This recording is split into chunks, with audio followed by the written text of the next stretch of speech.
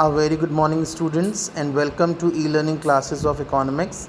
My dear students, in previous lecture, that is lecture number 30, we covered the topic non-tax receipts, and with the completion of non-tax receipts, we were able to cover all the revenue receipts of the government budget का जो topic होता है revenue receipt, उसमें हमने दोनों तरीके की revenue receipts को पढ़ लिया था, बी इट टैक्स रिसीट्स और non tax receipts.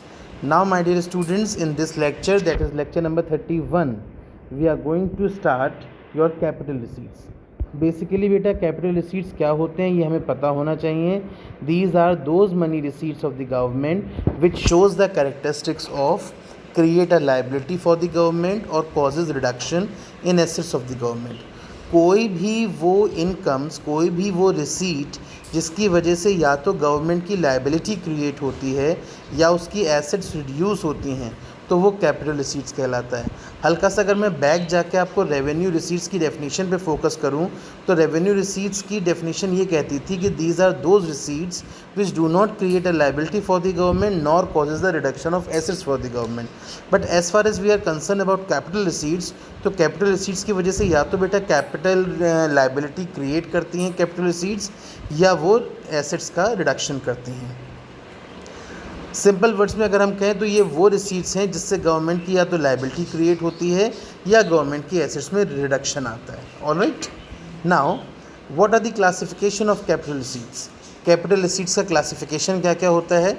Number 1 recovery of loans, number 2 borrowings and liabilities, number 3 other receipts. अब रिकवरी ऑफ लोन, सपोज़ कीजिए सेंट्रल गवर्नमेंट ने स्टेट गवर्नमेंट को लोन दिया.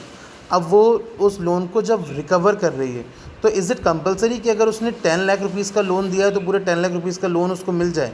नहीं, इट्स नॉट पॉसिबल.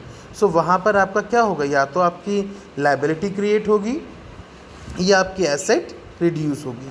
इसलिए रिकवरी ऑफ लोन का classification कैसे किया गया है, as a capital receipt.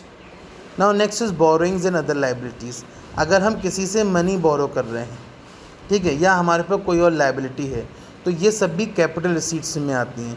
Suppose कीजिए while lending creates assets, lending की वजह से एसेट्स क्रिएट होती है, तो borrowing creates liability.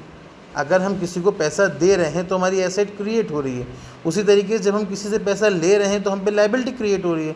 Accordingly borrowings are treated as capital receipts और कैपिटल रिसीट्स. इसलिए बोरोइंग को हम किस तरह ट्रीट करते हैं, as a capital receipts. Right, कहाँ से ये हो सकता है, from the general public, from the Reserve Bank of India and from rest of the world. Third is other receipts. Other receipts में सबसे पहला आइटम कौन सा आता है बेटा, disinvestment. As we all know that disinvestment is the opposite of process of investment. Investment मतलब किसी चीज़ में पैसा लगाना, पैसा निवेश करना, और डिसइन्वेस्टमेंट मतलब कहीं से पैसे को निकाल लेना. सो डिसइन्वेस्टमेंट कब अकर होता है, सरकार डिसइन्वेस्टमेंट कब करती है, when government sells off its shares of public sector enterprise to private sector. आज हम पूरे देश में देख रहे हैं प्राइवेटाइजेशन, निजीकरण हो चला जा रहा है. सो व्हाट इज़ दिस निजीकरण? दिस निजीकरण इज़ डिसइन्वेस्टमेंट. जब गवर्नमेंट पब्लिक प्रॉपर्टीज़ को प्राइवेट ओनर्स को सेल कर देती है, दैट इज़ योर डिसइन्वेस्टमेंट. जब उसकी ओनरशिप ट्रांसफ़र हो जाती है from public sector to private sector, जिसकी वजह से प्राइवेटाइजेशन बढ़ता है, तो कहीं ना कहीं उसमें हमारी एसेट्स रिड्यूस होती हैं. So disinvestment is the part of capital receipt only. Next, difference between capital receipt and revenue receipt. Revenue receipt और कैपिटल रिसीट में क्या डिफरेंस है. देखिए, रेवेन्यू रिसीट क्या है, इसकी वजह से ना तो एसेट्स पे फ़र्क पड़ता है ना लाइबिलिटी से फ़र्क पड़ता है. कैपिटल रिसीट्स की वजह से या तो एसेट्स कम होंगी या लाइबिलिटीज़ बढ़ेंगी. अगर हम डिफरेंस देखें सिग्निफिकेंस में, तो रेवेन्यू रिसीट्स की वजह से कोई बर्डन नहीं पड़ता फ्यूचर जनरेशन पे, वेयरएज कैपिटल रिसीट्स की वजह से बर्डन पड़ता है फ्यूचर जनरेशन पे.